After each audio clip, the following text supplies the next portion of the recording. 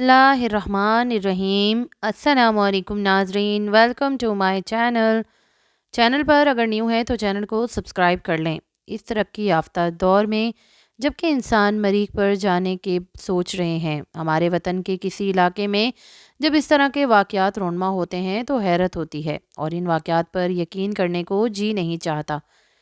بے شک آپ نے اپنے ملک کے بہت سے ترقی یافتہ بڑے اور چھوٹے شہر، دیہات، قصبے اور گاؤں دیکھے ہوں گے، لیکن آپ نے کوہ سلمان کے سلسلے میں آباد پہاڑی بستیاں شاید ہی دیکھی ہوں، جن میں عرصہ قدیم سے بسنے والے قبائل آج بھی اپنی صدیوں پرانی روایات اور ریت پر ریت کے پابند ہیں۔ ان پہاڑی سلسلوں میں زیادہ تر خوبصورت اور جری بلوچ قبائل آباد ہیں، اور اس علاقے کا حقیقی طرز زندگی ہم بڑے شہروں کے باسیوں سے اوجھل ہی رہا ہے۔ تاہم ہمارا تعلق چونکہ سخی سرور شہر سے رہا، لہٰذا ہمارا آنا جانا مدتوں سے کوہ سلمان کی آباد بستیوں کی جانب لگا رہتا تھا، کہ جہاں میرے والدین کے قریبی رشتہ دار رہتے تھے اور وہاں ہمارا آبائی گھر بھی تھا۔ میں بھی وہاں اکثر غمی اور خوشی کے موقعوں پر جاتی رہتی تھی۔ یہ 40 برس پرانی بات ہے، ان دنوں میں 12-13 سال کی تھی۔ مجھے لگتا ہے جیسے یہ کل کی بات ہو۔ آج بھی مجھے آپا گلزار کا چہرہ ایک چمکتے ہوئے چاند کی طرح یاد ہے۔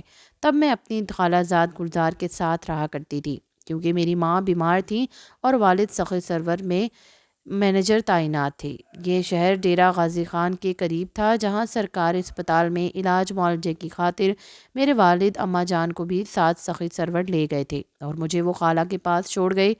بتاتی چلوں کہ خالو میرے سگے تایا بھی تھے اور ہمارا بھائی گھر ایک ہی تھا۔ ہماری دادی جان نے مجھ کو سخی سرور والدین کے ہمراہ نہ بھیجا کہ ان کو مجھ سے بہت انسیت تھی۔ میں بھی یہاں بہت خوش تھی کہ خالہ اور گلزار مجھ سے پیار کرتی تھی۔ مجھ کو خالہ کے پاس رہنے سے والدین کی کمی محسوس نہ ہوتی۔ ہمارا گاؤں اونچائی پر تھا، جہاں سرسبز درخت تھے اور موسم سرما میں برف گرتی تھی۔ یہاں کے لوگوں کا ذریعہ معاش مویشی پالنا اور اپنے قطعات اراضی پر بارانی فصل لگانا تھا۔ یہاں لڑکیاں مویشی چرانے اور جھرنے سے پانی بھرنے کو آرانا سمجھ جانتی تھیں۔ ایک دن میں نے محسوس کیا کہ آپا گلزار کو چپ سی لگ گئی ہے۔ وہ باغوں سے آتی تو نہ کھانا کھاتی، گدے پر لیٹ جاتی اور بس چھت کو تکتی تھی۔ خالہ ان کو کھانے کے لیے آوازیں دیتی رہتی تھی۔ یہ آثار اچھے نہ تھے۔ میں فکر مند تھی کہ وہ مجھ سے بھی پہلے کی طرح ہنستی بولتی نہ تھی۔ چاہتی تھی کہ جو ان کے دل میں ہے وہ زبان پر آ جائے۔ ایک روز ہم دونوں جھرنے پر گئے۔ واپسی پر ایک نوجوان کو دیکھا۔ مجھے لگا یہ کسی کے انتظار میں ہے۔ پہلے تو میں نے وہاں جانا، لیکن اچانک گلزار کی جانب نظر تھی۔ وہ اس نوجوان کو جانب ایسی نظروں سے دیکھ رہی تھی جیسے کوئی من چاہی صورت کو دیکھ لیتا ہے تو آنکھوں میں جوت جلنے لگتی ہے۔ عمر میں ان سے چھوٹی ضرور تھی، مگر اتنی بھی نادان نہیں تھی۔ میں نے ان سے کہا، یہ کیا معاملہ ہے؟ ضرور کوئی بات ہے۔ انہوں نے ایسے سر جھکا لیا جیسے اپنی خطا کو تسلیم کر رہی ہوں۔ جب دوسرے دن بھی ایسا ہی ہوا تو گھر آتے ہی میں ان کے پیچھے پڑ گئی۔ تب انہوں نے میری بنتی کی کہ میری بہن گوہر تم یہ بات کسی کو مت بتانا۔ اس روز نا فکر نے مجھ کو جکڑ لیا۔ دن رات ایک ہی بات سوچتی تھی، اگر بابا اور بھائیوں کو خبر ہو گئی تو کیا ہوگا؟ میں تایا جی کو بڑے بابا کہتی تھی۔ وہ بہت سخت مزاج تھے، مگر ان سے بھی زیادہ سخت گیر تو گلزار کے بھائی تھے۔ ان کو علم ہو جاتا کہ اگر کوئی اجنبی نوجوان ان کے گھر کی لڑکیوں کے رستے میں کھڑا ہوتا ہے تو وہ اس کا ایسا بندوبست کر دیتے کہ وہ دوبارہ اس دنیا میں نظر نہ آ سکے۔ ایک روز کمرے میں بلا کر بتایا کہ آج ہماری ایک بھیڑ کے گلے میں دھاگے سے کسی نے گھنگر ڈالا ہے۔ کس نے؟ اس نے جس کو تم نے رستے میں کھڑا دیکھا تھا۔ ایسا کہتے ہوئے گلزار آپا کا رنگ گلابی ہو گیا۔ وہ تھوڑا سا شرما رہی تھی، جبکہ آنے والے وقت کا خوف ان کے چہرے سے نمایاں نہیں تھا۔ آپا، کیا اس معاملے میں تم کو میری ضرورت ہے؟ کیونکہ مجھے کو لگتا تھا کہ ان کو گھر کے مردوں کا خوف تو ہے ہی نہیں۔ تبھی ایسا میں نے ان کا اعتماد حاصل کرنے کو کہا۔ میری بہن میری چال بازی کو نہ سمجھتے ہوئے خوش ہو گئی۔ ہاں، تمہاری مجھے سخت ضرورت ہے، کیونکہ تم پر اعتبار ہے۔ اچھا تو کہو نا۔ وہ تھوڑی دیر چپ رہنے کے بعد بولی، بھیڑ کے گلے میں گھنگڑ ڈالنے کا مطلب یہ ہے کہ اس نے مجھے جڑنے پر بلایا ہے۔ تم میرے ساتھ چلو گی؟ ہاں چلوں گی۔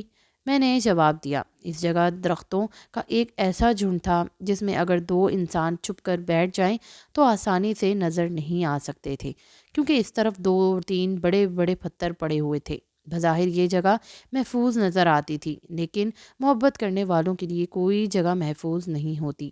میں نے یہی مناسب سمجھا کہ اسے اس پر خطر راستے پر تنہا سفر نہ کرنے دوں، بلکہ ساتھ چلوں، تاکہ اگر کوئی ادھر سے گزرے تو انہیں بروقت خبر دے کر بدنامی سے بچا لوں۔ یہ صرف بدنامی کا معاملہ نہ تھا، اس میں ان دونوں کا مر جانا جینا چھپا ہوا تھا۔ وقت مقرر ہم قوی ہیکل پتھروں سے گھرے اس جگہ پہنچے جو جھرنے سے چند قدم پر تھا اور جہاں درختوں کا جھنڈ تھا۔ میرا دل دھڑکنے لگا۔ وہ جان باز پہلے ہی پہنچا ہوا تھا۔ نزدیک سے پہلی بار میں نے اسے دیکھا۔ صورت سے بھلا لگتا تھا، سیرت کا خدا کو پتہ تھا۔ محبت کا جذبہ ازلی تھا کہ وقتی مجھے ان دونوں کی باتوں کی سمجھ نہ تھی۔ مجھے تو اپنی بہن سے غرض تھی جو اپنی دلی جذبات کے آگے بے بس تھی اور دور اندیشی سے محروم ہو چکی تھی۔ اب جب گلزار جھرنے پر جانے کا کہتی، مجھے ان کے ساتھ جانا پڑتا۔ گھر سے نکلنے تک میں منع کرتی، مگر وہ 2 قدم روک نہ پاتی۔ مجھے مجبوراً ساتھ ہو لیتی۔ اکیلے جانے میں زیادہ خطرہ تھا۔ میں ہر صورت اپنی خالہ زاد کو سے بچانا چاہتی تھی۔ رستے میں بھی کہتی جاتی، آپا جان اب بھی کچھ نہیں گیا، قدموں کو تھام سکتی ہو، تھام لو، تمہاری اس من مانی کا انجام ٹھیک نہ ہوگا۔ بس آج جا رہے ہیں، سمجھو کہ آخری بار، آئندہ تمہاری بات مانوں گی اور ہم نہیں جائیں گے۔ اس نے ایسا وعدہ کیا، بہت بار کیا، مگر ہر بار توڑ دیا۔ مجھے اندازہ ہو چکا تھا کہ اس راہ میں ایسے وعدے صرف توڑنے کے لیے ہی ہوتے ہیں۔ ایک دن آپا نے مجھے باتوں باتوں میں بتایا کہ جان باز نے مجھے شادی کا کہا ہے، مگر یہ کس طرح ممکن ہے؟ ہم اپنے قبیلے سے تو باہر نہیں جا سکتے، اس کے لیے جان دینی پڑتی ہے۔ یہ سن کر وہ بجھ گئی۔ اگلے دن میری طبیعت خراب ہو گئی، بخار کی وجہ سے لحاظ سے نکل نہ سکی، اونچے نیچے پہاڑی رستے پر چلنے کے قابل نہ تھی۔ گلزار کو جانے سے میں نے روکا، واسطے دیے کہ اکیلی مت جاؤ، ضرور کچھ نہ کچھ ہو جائے گا، میں مشکیزہ لے کر جا رہی ہوں۔ بھائی نے ہم کو مشکیزے سے پانی لانے کو منع کیا تھا، وہ چلی گئیں۔ میں نے منع کرنے کو خاطر میں نہ لائیں۔ آج میرا دل بری طرح سے دھڑک رہا تھا کہ میری بہن اکیلی گئی تو ضرور آج کچھ نہ کچھ ہو جائے گا۔ وہ چلی گئی اکیلی ہی۔ آج والد اور بھائی گھر نہ تھے، وہ کھیتی باڑی کی طرح خاطر رویزاں کی طرف گئے ہوئے تھے۔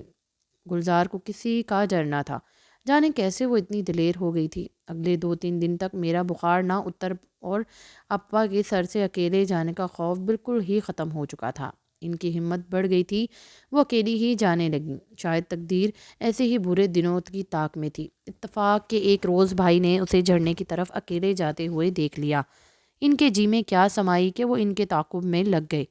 گلزار آیا، آپا تیز تیز قدموں سے جا رہی تھی۔ پیچھے مڑ کر دیکھنے کا بھی اسے ہوش نہ رہا تھا۔ وہ اب اپنے کان بند کر چکی تھی، کوئی آہٹ کوئی آواز ان کو سنائی نہ دیتی تھی۔ جوں ہی وہ ملاقات کی جگہ پہنچی، مشکیزہ زمین پر پھینک دیا اور پتھروں کی اوٹ کو جانے لگی۔ تبھی جان باز قدموں کی جاپ سن کر باہر آ گیا اور شکوہ کرنے لگا کہ تم نے اتنی دیر کیوں کر دی؟ ابھی وہ جواب بھی نہ دے پائی تھی کہ اس نے بڑے بھائی کو ادھر آتے دیکھ لیا۔ جان باز تو اس کو دیکھتے ہی سرپٹ بھاگا اور بچ نکلنے میں کامیاب ہو گیا۔ آپا نے بھی دوڑ کر تبھی مشکیزہ اٹھا لیا اور جھرنے کی طرف جانے لگی، مگر بھائی سر پر پہنچ گیا۔ بھائی کے تیور اچھے نہ دیکھ کر انہوں نے مشکیزہ پھینک دیا اور گھر کی طرف دوڑ لگا دی۔ شاہ رخ نے ان کو وہاں کچھ کہنا مناسب نہ سمجھا، ان کے پیچھے گھر آ پہنچا اور آتے ہی بندوق کی نال سیدھی کر دی۔ آنن فانن گئی گولیاں آپا کے سینے میں اتر گئی۔ خالہ نے یہ منظر دیکھا تو بیٹی کی سمت دوڑی، اس کے اور گولیوں کے بیچ آنے کی کوشش کی، مگر وہ بیٹی کو نہ بچا سکی۔ شاہ رخ نے ماں کو مرتی ہوئی بیٹی کے قریب پہنچنے نہیں دیا اور انہیں پکڑے رکھا۔ دوسرا بھائی جو گھر پہنچ چکا تھا، اس نے ماں کے منہ پر ہاتھ رکھ دیا تاکہ آور بھی کوئی نہ سن سکے۔ میں بندوق کی آواز پر کمرے سے باہر نکلی تو یہ منظر دیکھا کہ میری سانس رک سی گئی اور میری آنکھوں کے سامنے گلزار آپا نے تڑپتے ہوئے دم توڑ دیا۔ اسی وقت دوسرے بھائی بھی آ گئے۔ سب نے مل کر لاش کو گھر کے پچھواڑے جہاں لکڑیاں ذخیرہ تھی اور بھیڑ بکریاں رکھی جاتی تھیں، گڑھا کھود کر دفن کر دیا گیا اور سارے علاقے میں مشہور کر دیا کہ گلزار نالے پر کپڑے دھونے گئی تھی، پاؤں پھسل جانے سے پانی میں گر کر ڈوب گئی اور اس کی لاش نہیں ملی۔ लाश ज़ाहिर है कैसे मिलती। ऐसी लाशें जिनको पानी के तेज़ बहाव से निकालना मुमकिन ही नहीं होता, ये बहती हुई कहाँ से कहाँ चलती हैं। इन्हें ना कोई तलाश कर सकता है और ना कोई पकड़ सकता है। इलाके के लोगों ने इस खबर को ऐसे सुना जैसे ये कोई मामूली बात हो। वो समझदार लोग जानते थे कि ऐसी खबरों की ना तो तशहीर करना चाहिए और ना अफसोस। इन बातों का जिक्र करना भी अच्छी रिवायात के खिलाफ होता है, क्योंकि इसके पीछे किसी ख़ानदान की इज़्ज़त व नामूस के नायाब मोतियों की आब बरकरार रखना होती है। ऐसे ही हमारे कबीले के हर मर्द के ख़यालात थे। इस रोज़ के बाद जानबाज तो इसी तरह गायब हो गया कि इसको फिर किसी ने ना देखा। गुलजार के भाइयों ने इसको हर मुमकिन ठिकाने पर तलाश किया, मगर सुराग ना मिला।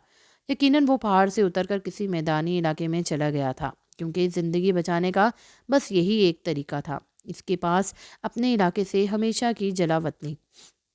इस वाक़े ने मेरी खाला के घर को ज़िंदा कब्रिस्तान बना दिया। जब अम्मी आई, खाला इनसे लिपट कर खूब रोती थी। कहती थी कि तुम और तुम्हारा शौहर इधर होते तो शायद मेरी गुलजार को बचा लेते। अम्मा, मैं और बाबा जान, हम तीन नफूस ही ऐसे थे जिनसे इसकी जान बख्शी की उम्मीद की जा सकती थी। लेकिन गुलजार के भाइयों ने जो रद्द अमल ज़ाहिर किया वो तो फौरी और आनन फानन था। ख़ास तौर पर शाहरुख और अफ़गान का रवैया, बाद में यकीनन वो भी अफसरदा हुए होंगे। किसी को इन्होंने इतना वक्त ही ना दिया कि कोई आगे बढ़कर ढाल बन जाता, गुलजार की जान बचा सकता। सबको अफसोस ये था कि कम अज़ कम भाई इसको कुछ कहने सुनने का मौका तो देता। लेकिन जो कत्ल आज भी गैरत के नाम पर होते हैं, सभी जानते हैं कि इसमें औरत को अपनी सफाई में कुछ कहने का मौका नहीं दिया जाता। ये अमल इश्ताल में और फौरी तौर पर ही सरजद होता है। कमसिन लड़की जवान जज्बों की मालिक होती है, कम अंदेशी में इसकी अकल पर पर्दा डाल देती है। लेकिन मेरी बहन ने पाक दामनी को अजीज़ रखा था। वो फिर क्यों कर सजाए मौत की हकदार हुई। इस वाक़े के बाद मेरे वालिद मुझे अपने साथ सखी सरवर ले आए थे और फिर हम यहीं के होकर रहे। मिलते हैं नेक्स्ट कहानी में, तब तक के लिए अल्लाह हाफिज़।